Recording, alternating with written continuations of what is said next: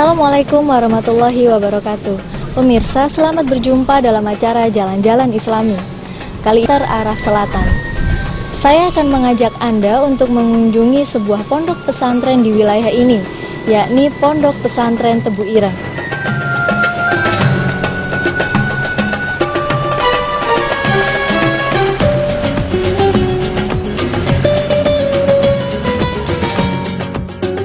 Seperti wilayah kecamatan lainnya, di Kabupaten Jombang, Kecamatan Diwe, sebagian besar merupakan wilayah pertanian, sehingga nampak tidak menonjol.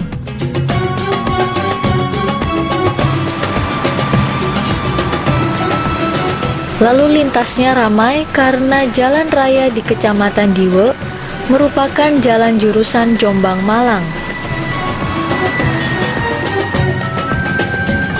Namun yang membuat Kecamatan Diwe dikenal dan termasyhur bukan hanya secara nasional tetapi juga internasional karena adanya Pondok Pesantren Tebu Ireng.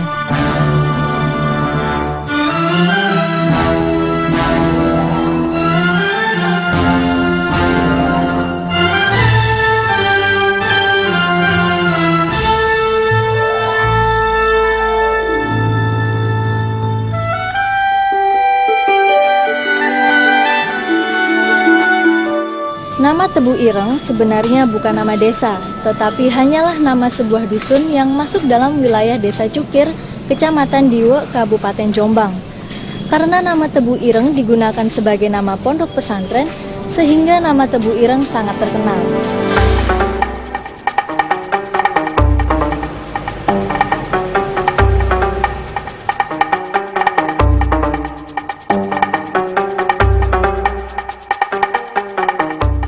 Dusun Tebu Ireng tidak bisa dipisahkan dengan Kiai Haji Muhammad Hasyim Asy'ari.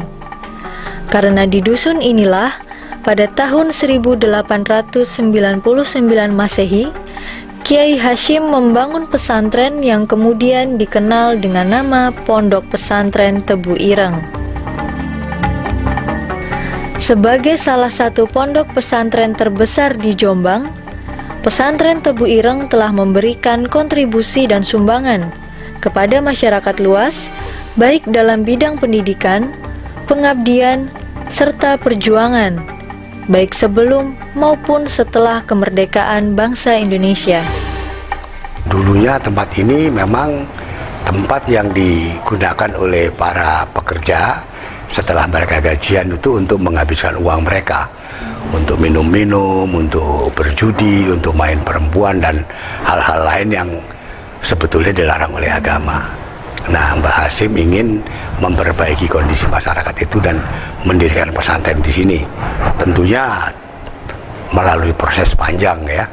Memilih tempat itu juga mestinya melalui proses sholat istikharah, ingin mendapatkan petunjuk dari Allah apakah tempat ini tepat atau tidak, dan setelah berdiri pun mengalami gangguan-gangguan. Alhamdulillah itu bisa dilalui dan pesantren ini kemudian berkembang dengan pesat sehingga pada tahun 40-an itu alumninya sudah puluhan ribu waktu itu. Pesantren ini didirikan pada 1899 ya. Pada saat itu memang niatnya ya hanya menjadi lembaga untuk tafakuh fiddin ya, kemudian juga menyebarkan agama, mendidik masyarakat. Awalnya seperti itu, kemudian berjalan dengan waktu, tokoh-tokoh dari pesantren ini terlibat di dalam kegiatan pergerakan untuk memperoleh kemerdekaan. Kiai Hasyim Asy'ari dilahirkan pada hari Selasa Kliwon, tanggal 14 Februari 1871 Masehi, di rumah Kiai Usman, kakeknya. Kiai Hasyim Asy'ari dibesarkan di lingkungan Pondok Pesantren Gedang, Jombang, di bawah asuhan ayah, ibu, dan kakeknya. Seperti lazimnya anak kiai, pada saat itu Hasyim kecil tak puas hanya belajar pada ayahnya.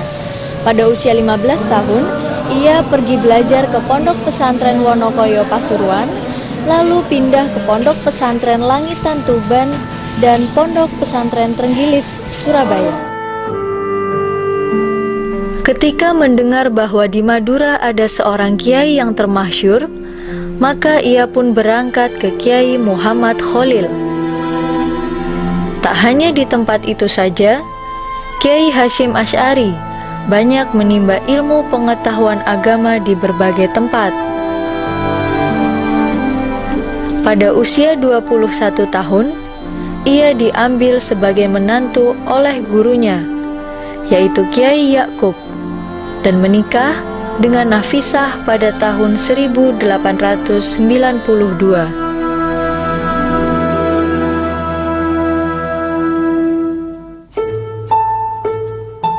Menurut cerita masyarakat setempat, nama Tebu Ireng berasal dari kebo ireng atau kerbau hitam. Dan akhirnya, dusun tersebut dikenal dengan Dusun Kebo Ireng. Pada perkembangan selanjutnya, ketika Dusun Kebo Ireng ramai, nama Kebo Ireng berubah menjadi nama Tebu Ireng. Tidak diketahui dengan pasti apakah ada kaitannya dengan munculnya pabrik gula di selatan dusun ini, dan mendorong warga desa untuk menanam tebu sebagai bahan baku gula.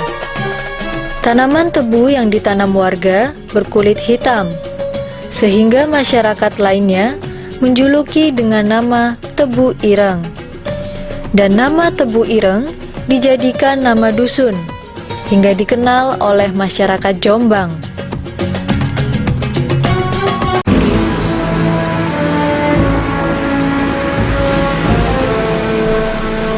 Dakwah Hadratus Syekh Kiai Hasyim Asy'ari dipusatkan di sebuah gubuk berukuran 6 x 8 meter, bekas warung pelacuran. Bangunan tersebut dibagi menjadi 2 ruangan, yaitu ruang untuk pengajian dan ruangan untuk tempat tinggal dengan istri tercinta, Ibu Nyai Khadijah.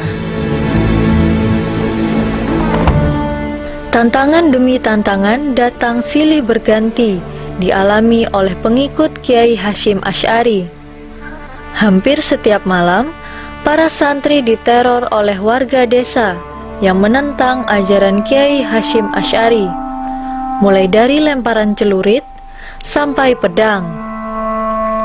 Hampir 2,5 tahun teror itu berlangsung, dan pada akhirnya Kiai Hasyim Asy'ari meminta bantuan pada 5 kiai di Cirebon untuk melatih ilmu kanuragan.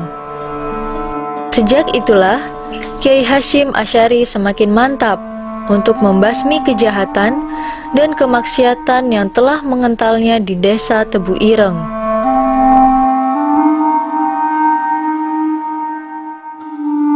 Pondok Pesantren Tebu Ireng mengalami 7 kali periode kepemimpinan. Kiai Haji Muhammad Hasyim Asy'ari mengasuh pondok sejak tahun 1899 sampai dengan 1947. Dilanjutkan oleh Kiai Haji Abdul Wahid Hasyim tahun 1947 sampai tahun 1950.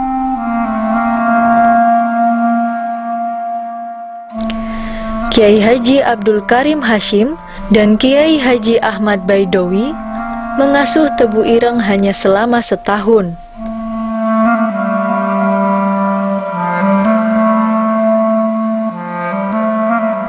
Kiai Haji Abdul Kholik Hasyim mengasuh selama 13 tahun.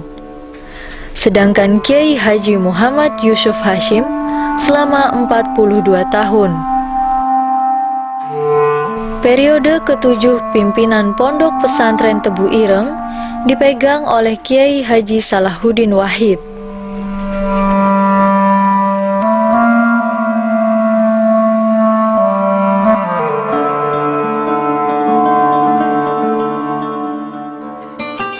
Pondok Pesantren Tebu Ireng pada awal berdiri hingga saat ini telah mampu menunjukkan perannya yang sangat berarti baik di Indonesia maupun tingkat dunia.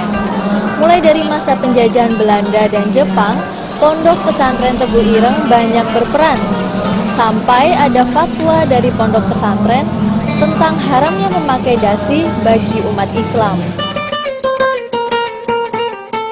Menurut Kiai Hashim Asy'ari, tindakan memakai dasi sama saja dengan kaum penjajah. Fatwa tersebut bertujuan untuk membangun kesan pada masyarakat tentang betapa pentingnya sikap menentang dan membentuk sikap antipati terhadap penjajah.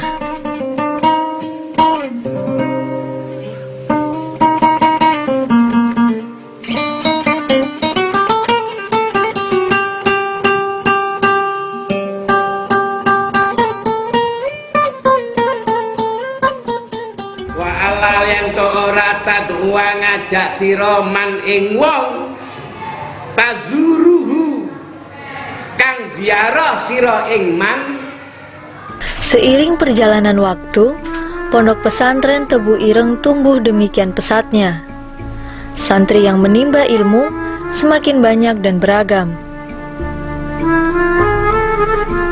Mereka membawa misi dan latar belakang yang beragam pula. Kenyataan demikian yang mendorong Pondok Pesantren Tebu Ireng memenuhi beberapa keinginan para santrinya, sehingga siap berpacu dengan perkembangan zaman.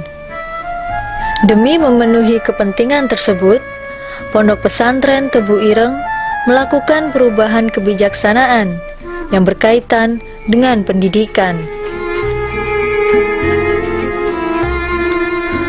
Sistem pengajaran di pesantren-pesantren pada zaman itu memakai dua metode. Metode sorongan atau santri membaca sendiri materi pelajaran kitab kuning di hadapan guru. Metode weton atau bandongan ataupun halqoh, yaitu metode pengajaran di mana kiai yang membaca kitab, lalu santri yang memberi makna. Semua bentuk pengajaran tidak dibedakan dalam jenjang kelas. Kenaikan pendidikan dinyatakan dengan bergantinya kitab yang hatam atau selesai dikaji dan diikuti santri. Semua bentuk pengajaran tidak dibedakan dalam jenjang kelas. Kenaikan pendidikan dinyatakan dengan bergantinya kitab yang hatam atau selesai dikaji dan diikuti santri. Ilmu agama itu malah menjadi yang nomor 2, dan ini kondisi ini yang ada di Tebu Ireng pada saat saya masuk tahun 2006. Nah, sekarang pelan-pelan saya mendirikan kembali pesantren madrasah mu'alimin, madrasah yang 100% hanya mengajarkan agama. Ini tapi jumlah muridnya kecil. Dari 2.700 ini jumlahnya paling-paling 200, jadi tidak sampai 10%. Memang ayah saya Pak Wahid Hasim tahun 50 mengatakan tidak semua tamatan pesantren itu harus jadi kiai, jadi ulama. Mereka bisa jadi apa saja, mereka bisa bekerja sebagai apa saja asal tujuannya baik dan dilakukan dengan cara yang baik gitu. Nah, sekarang Tebu Ireng merencanakan membangun pesantren baru, pesantren Tebu Ireng 2, kira-kira 11 kilo dari sini ke arah selatan. Tahun ini 2014 akan kami mulai. Pesantren ini kami sebut pesantren sains. Jadi fokusnya pada sains tapi berdasar Al-Quran. Jadi kami ingin mencoba memadukan ilmu agama, penguasaan Al-Quran dengan kemajuan sains. Nah, buat saya semua ilmu sama, pesantren semuanya baik asal dikelola dengan baik, dengan niat yang baik. Pesantren itu